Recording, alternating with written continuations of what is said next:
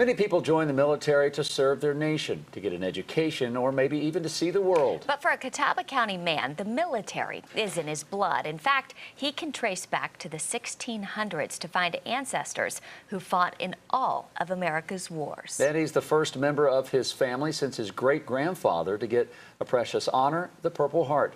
Fox 46's Julian Sador introduces us to an Air Force veteran who inherited his call to duty. At first, I was thinking it was going to be a washout because it was raining. The few times I ever seen it rain in Iraq.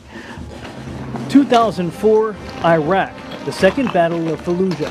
Catawba native Michael Smyer was a Tactical Air Control Party, or TACP, in the Air Force, attached to a unit trying to take back the heavily fortified city. It was on the third day of that battle, November 9th, when the war became real to him.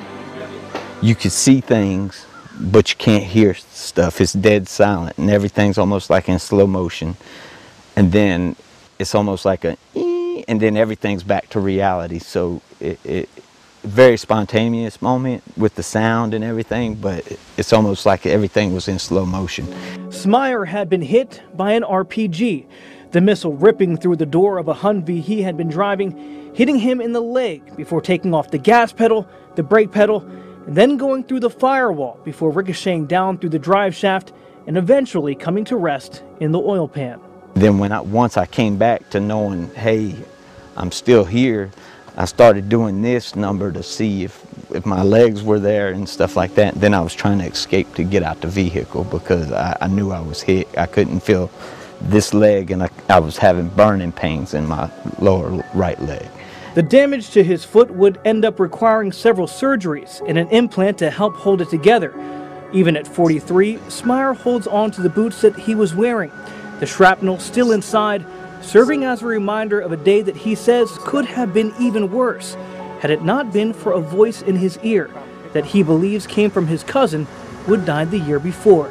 I could hear a voice say, "Michael, look left," and when I did, I seen the guy come out the door and fire the RPG at me.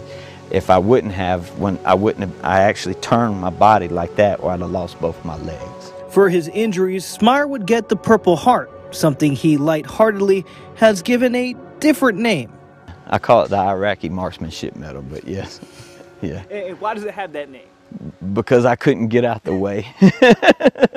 The Smyer you see now, though, joking, smiling, is a far cry from the young man that returned from Iraq, wounded in more ways than just what meets the eye. I used to be able to just go into the doctor's office, whether the VA hospital or an outside physician, and all I had to do was give them my background, and they would write me just about anything I wanted.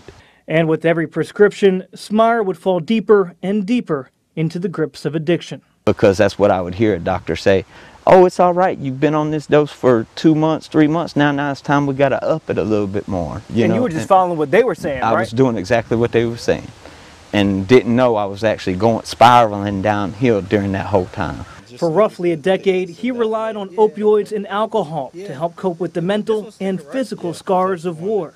There's parts of my kids' childhoods that I can't recall because I was basically waking up to take medicine, going to sleep taking medicine, and that was what kept me going, I thought, and it was almost like a blur. Interestingly enough, though, it was something out of pop culture that woke Smyer up. It's kind of funny, is after Michael Jackson died and Prince died, I told my wife if I didn't do something, I was going to be just like them. So he took action, trying things like yoga, acupuncture, meditation, and a doctor at the VA hospital.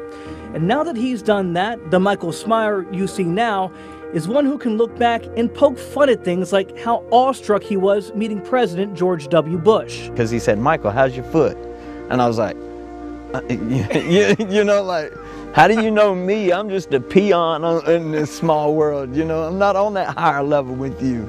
But also look back fondly on the pride he feels knowing he's been recognized for being an American hero for his actions in Fallujah, November 9th, 2004. Because, so many of us don't think that our service meant anything, because not everyday people get to see that, and then once you get injured, I hate to put it that way, or wounded, it's almost like then a spotlight's put on you.